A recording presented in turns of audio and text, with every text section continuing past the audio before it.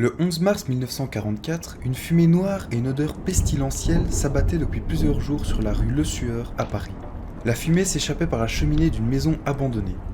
Après plusieurs plaintes des résidents locaux, les pompiers sont intervenus et ont pénétré dans l'enceinte de la maison. Ce qu'ils ont découvert à la cave les a marqués à vie. 27 corps humains étaient dépecés, démembrés et répartis un peu partout dans la cave. Une partie des corps était en train de brûler dans la chaudière à bois, pendant qu'une autre partie était grignotée par la chaux vive. Le massacre était l'œuvre du docteur Marcel Petiot, aussi connu sous le nom de Docteur Eugène ou Docteur Satan. Aujourd'hui, je vais vous raconter l'histoire du docteur français qui a tué plus de 63 personnes pendant la Seconde Guerre mondiale. Pour des raisons évidentes, je n'illustrerai pas les scènes de crime. Je tiens également à prévenir que ce contenu est déconseillé aux plus jeunes et aux personnes fragiles. Marcel Petiot est né à Auxerre en 1897. Il était issu de la petite bourgeoisie. Dès son enfance, il montre des signes d'une grande intelligence, mais aussi d'une grande violence. Il aurait ébouillanté et étranglé un chat. Il aurait également montré des images obscènes à ses camarades de classe. Il aurait même été jusqu'à tirer avec une arme à feu sur un chat. Lorsqu'il avait 12 ans, sa mère est décédée, le laissant seul avec son père et son jeune frère. Le décès de sa mère a eu un grand impact sur Marcel. Les années qui auront suivi, il s'est fait expulser de plusieurs écoles. Mais cela ne l'aura pourtant pas empêché de se lancer dans des études de médecine. Études qu'il arrêtera en 1916 pour s'enrôler dans l'armée pendant la Première Guerre mondiale. En mars 1917, il est blessé au pied suite à l'explosion d'une grenade. Envoyé à l'hôpital pour y être soigné, il aura été accusé d'avoir volé des couvertures. En période de guerre, c'est une chose assez grave. Cela lui aura valu un séjour à la prison militaire d'Orléans suivi d'un internement dans un hôpital psychiatrique où il sera déclaré déséquilibré mental, dépressif paranoïaque et sujet à des phobies. Après la guerre, les anciens combattants peuvent participer à un programme de réinsertion qui leur permet d'apprendre un métier ou de faire des études en moins de temps que les autres. Il sera diplômé de médecine en 1921. En 1922, il ouvre son premier cabinet médical dans la ville de Villeneuve-sur-Yonne. Il s'y forgera rapidement une réputation solide. En 1927, il épouse Georgette Valentine Lablais, qui tombera rapidement enceinte. Elle donnera naissance à leur seul enfant le 19 avril 1928. Marcel aimait l'argent et faisait tout pour en avoir le plus possible. Fausses déclarations à l'assurance maladie, détournement de fonds, tous les moyens étaient bons pour gagner quelques sous. Mais ces actes lui auront rapidement valu des citations à comparaître devant les tribunaux. Heureusement pour lui, son avocat lui évitera systématiquement la prison. Étant poursuivi par la justice pour divers délits, Marcel et sa famille partent s'installer à Paris en 1933. Après avoir emménagé dans la capitale française, le docteur Petiot ouvre un cabinet médical rue Caumartin. Il va une fois de plus avoir une excellente réputation, et son cabinet va prospérer jusqu'en 1936 où il sera arrêté pour vol à l'étalage. Il sera jugé, et après analyse, il sera déclaré aliéné mental, ce qui lui permettra d'échapper à la prison. Il sera interné pendant 7 mois pour folie, et en février 1939, il sera libéré et pourra reprendre tranquillement ses consultations.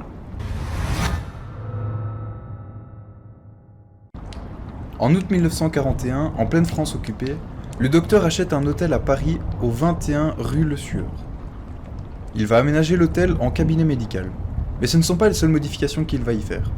Il va également construire une pièce triangulaire dans laquelle il place un œillet pour pouvoir observer ses patients. Dans la cave, il va creuser une énorme fosse et y placera des doubles portes entre chaque pièce. Début 1942, de plus en plus de juifs, tziganes, homosexuels et autres communautés recherchées par la Gestapo cherchent désespérément un moyen de quitter la France. Petiot y voit une occasion de se faire pas mal d'argent. Avec Raoul Fourier et Edmond Pintard, ils vont créer Flytox. Cette organisation secrète propose un passage aux personnes vers l'Argentine à condition de payer suffisamment. C'est la cause pour laquelle Fourier et Pintard pensaient servir, parce qu'en réalité, les clients que Petiot recevait ne voyaient jamais l'Amérique vivant. Ils ne voyaient d'ailleurs jamais l'Amérique. Pour gagner en popularité et appâter de nouveaux clients, Petiot n'hésite pas de se vanter de ses relations avec la résistance. En réalité, il n'avait aucune relation avec celle-ci. La première victime confirmée est Joachim Guccinau, un voisin juif de Petiot. Il aurait offert l'équivalent de 300 000 € en diamants au docteur en échange de sa fuite vers les États-Unis. Au début, Petiot ne s'attaquait qu'à des personnes seules, qui ne laisseraient pas de famille derrière eux. Mais rapidement, l'appât du gain l'a tenté et il a commencé à viser les familles auxquelles il proposait des prix de groupe. Un Français du nom de Beretta dénoncera le réseau de Petiot qui se fera arrêter et torturer pendant 8 mois par la Gestapo. Il est fort probable que si la Gestapo avait su ce que cachait réellement Flytox, Petiot n'aurait probablement jamais été torturé, et même relâché rapidement. Mais bon, après 8 mois de torture, Petiot n'avouait toujours pas, et a donc été relâché faute de preuves. Le mode opératoire du docteur est resté le même pour tous ses crimes.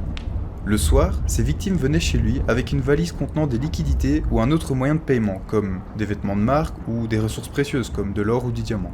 Il expliquait à ses futures victimes que pour se rendre en Argentine, ils étaient obligés d'être vaccinés. Il enfonçait alors une seringue dans le bras de ses victimes et les plaçait dans la chambre triangulaire. En réalité, les seringues ne contenaient pas un vaccin, mais une dose létale de cyanure. Les patients agonisaient donc dans la pièce jusqu'à ce que le poison ait raison d'eux. Ensuite, Petiot descendait les cadavres dans sa cave, où il les démembrait pour ensuite jeter les morceaux dans la Seine. Des morceaux de cadavres ont commencé à s'échouer sur les berges, et la police s'y est donc intéressée. Marcel a donc changé sa façon de se débarrasser des corps. Il a creusé une série de puits dans sa cave, dans lesquels il jetait les cadavres. Il versait ensuite de la chaux vive dessus, ce qui avait pour effet de grignoter la chair et ne laissait que des os. Après avoir été torturé pendant 8 mois, il a donc été relâché par la Gestapo. Mais Petiot devait absolument faire disparaître les preuves de ses crimes, car tous les os étaient restés dans sa cave. Il a donc commencé à brûler les os et les parties de corps qu'il restait. Le 11 mars 1944, après avoir passé plusieurs jours à brûler les restes des cadavres, les pompiers ont pénétré dans l'ancien hôtel. Ils pensaient qu'il y avait le feu, car les fumées s'échappant de la cheminée de chez Petiot étaient extrêmement noires, denses et dégageaient une odeur insupportable pour le voisinage. Ils sont descendus dans la cave et ils ont découvert la sinistre scène de crime. Le sol était jonché de corps humains dépecés, dont certains brûlent dans une des 2 chaudières à bois d'où provenait la fumée. Petiot n'était pas sur place, et il est arrivé peu de temps après les pompiers. Il a expliqué aux pompiers et à la police que les corps étaient ceux de criminels nazis, et qu'il était donc un héros de la nation. N'ayant pas de preuve du contraire, la police l'a laissé partir, le temps de mener l'enquête. Il ne leur aura pas fallu beaucoup de temps pour se rendre compte que Petiot avait menti. Mais celui-ci était déjà parti bien loin. Fin octobre 1944, il a été retrouvé par la police. Il attendra plus d'1 an son procès qui se déroulera du 18 mars au 4 avril 1946. Il est accusé d'avoir tué 27 personnes dont 12 juifs. Il se vantera d'en avoir tué 63, mais il maintient que tous étaient des nazis. Étant donné qu'on avait su identifier une grande partie des cadavres et qu'un pyjama d'enfant se trouvait dans les affaires que Petiot avait gardées de ses victimes, il était assez facile de juger Petiot pour ses crimes. Après 6 heures de procès, Petiot était jugé coupable et condamné à mort. Le 25 mai 1946, Marcel Petiot était guillotiné. D'après les témoins, il aurait arboré un large sourire avant que la lame ne fasse son travail. Ce sourire sera resté sur sa tête même après la décapitation.